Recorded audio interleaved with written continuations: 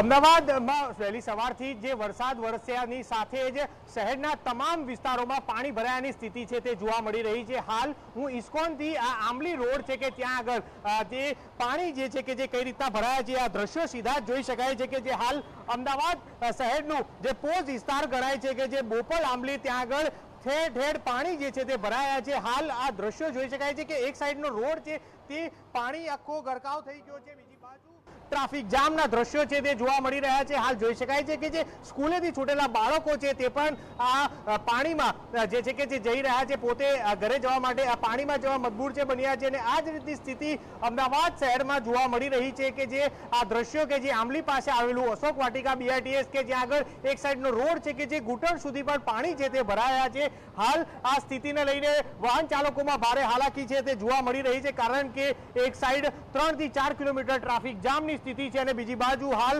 અમદાવાદના કોઈ વિસ્તાર એવા નથી કે જ્યાં આગળ ટ્રાફિક ના થયો હોય। જે સાથે જે જોઈ શકાય છે કે અત્યારે હાલ આ વિસ્તાર કે જ્યાં આગળ પાણી ભરાયા છે અને લોકો અહીંથી પસાર છે કે જે જોઈ શકાય છે કે જે કઈ રીતના પસાર થઈ રહ્યા છે। હાલ આ દ્રશ્યો કે જે કેટલું પાણી છે અને ક્યાંથી આપ આવ્યા? સાણંદ ગોકુલધામથી। કેટલું પાણી છે અને ક્યાં પાણી ભરાયા? પાણી તો એવું છે આડી આખી પેક થઈ ગઈ છે મારી। પાણી જે જોઈ શકાય છે કે જે તમામ જગ્યાએ ભરાયા છે। હાલ જોઈ શકાય છે લોકોના 2 વ્હીલર છે કે જે એ પણ બંધ પડી ગયા છે અને આ સ્થિતિ છે કે જે જોવા મળતી હોય છે। હાલ જે છે કે જે વાહન ચાલકો અત્યારે ભારે હાલાકી જે છે કે જે ઉઠાવી રહ્યા છે। હાલ દ્રશ્યો જોઈ શકાય છે કે જે આ જ રીતના દ્રશ્યો જોઈ શકાય। બેન, ક્યાંથી આવી રહ્યા છો અને કેટલું પાણી ભરાયેલું છે? ખાસું પગ સુધી પાણી ભરાયેલું છે અને સ્કૂલેથી નીકળી ગઈ હતી, ટીચર તરીકે છું। ક્યાંથી આવ્યા અને ક્યાં એટલું પાણી ભરાયું છે? આંબલી બોપલ આનંદ નિકેતન।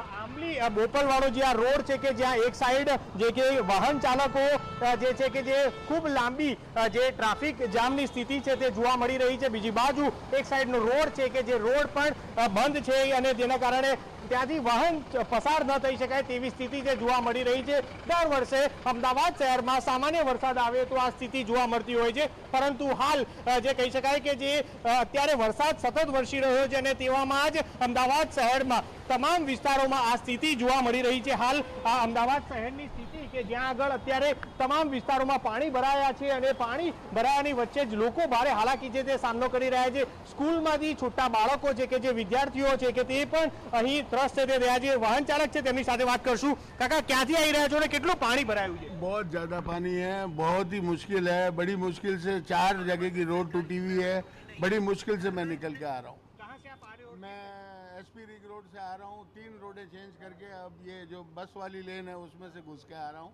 बट अब ठीक है, इतनी बारिश है तो ये प्रॉब्लम तो आएगी, लेकिन बहुत ज़्यादा तकलीफ है।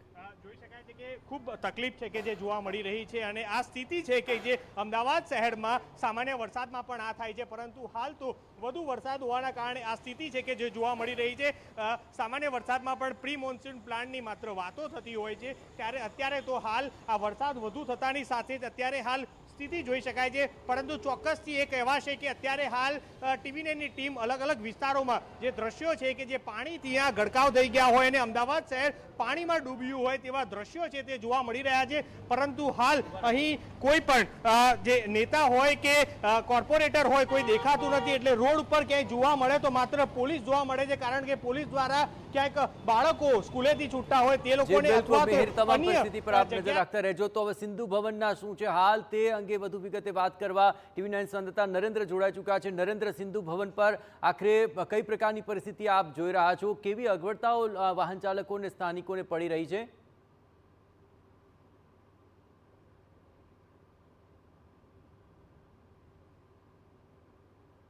ઉપસ્થિત છું અને કારણ કે ચાલીને આ સમગ્ર રોડ કે જે પાણીમાં ગરકાવ થઈ ચૂક્યો છે, આપણા સહયોગી દીપક સેન આપને એ દ્રશ્યો દર્શાવી રહ્યા છે કે કેવા પ્રકારની સ્થિતિ અહીંયા આપને જોવા મળી રહી છે।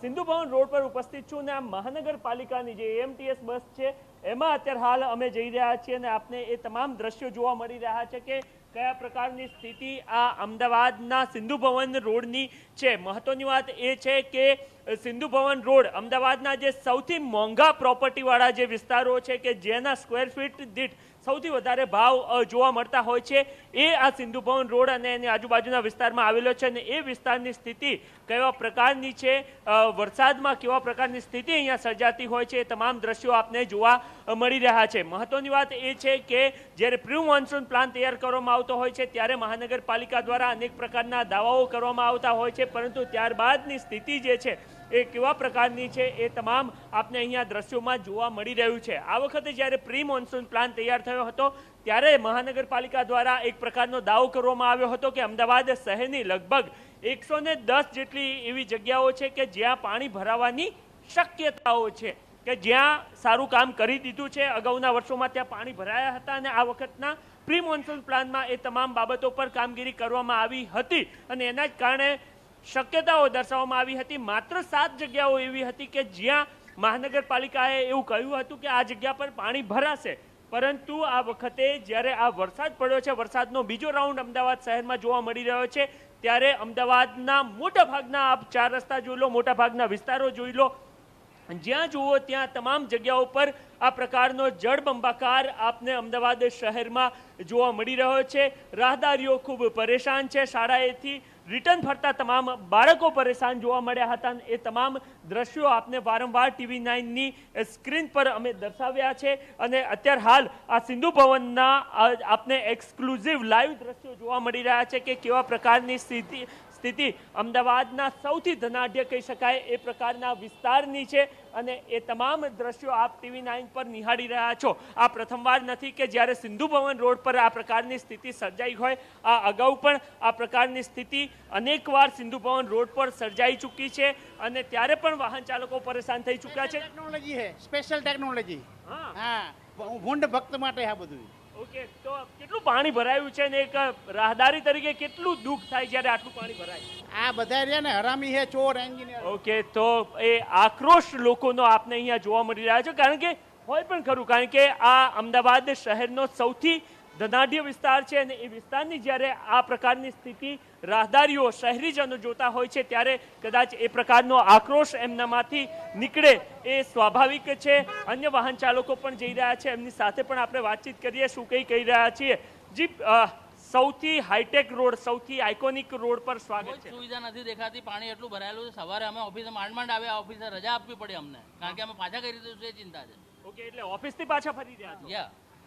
ઓકે, તો આટલું બધું પાણી ભરાયું છે, મહાનગરપાલિકાને શું કહેશો? કંઈ કહેવા જેવું નથી, બધાને બધી ખબર છે, કરવું કંઈ નથી.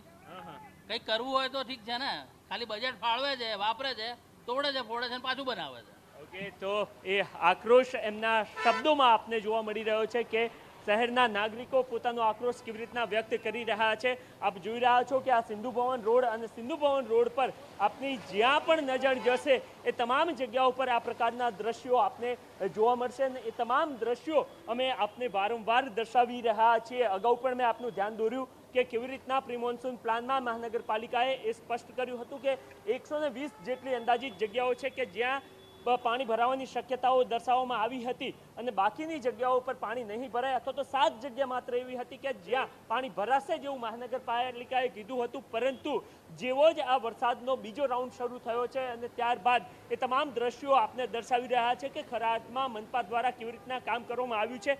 જરૂરથી એક પ્રેક્ટિકલ વિચાર કરીએ તો એ વિચાર પણ આવે છે કે એક સાથે આટલો બધો વરસાદ વરસી જાય ત્યારે પાણી ભરાતું હોય છે, પરંતુ આ પાણી કેટલા કલાકો ભરાશે અને ક્યાં સુધી આ વોટર લોગિંગ આ જ પ્રકારનું જોવા મળશે, એને લઈને પણ પ્રશ્નો થતા જોવા મળશે. સ્થિતિ અત્યારે હાલ એ છે અમદાવાદ શહેરની કે તમે જે પણ રસ્તાઓ પરથી નીકળો, મુખ્ય રસ્તાઓ પર તો ટ્રાફિક જામ જોવા મળી રહ્યો છે અને અહીંયા ટ્રાફિક એટલા માટે પણ નથી કારણ કે જે એસજી હાઈવે છે ત્યાંથી જે છે એ લોકો બહાર નીકળી નથી શકતા અને એના જ કારણે થોડોક ઓછો ટ્રાફિક જોવા મળી રહ્યો છે, પરંતુ પાણી અહીંયા આપને પુષ્કળ જોવા મળશે.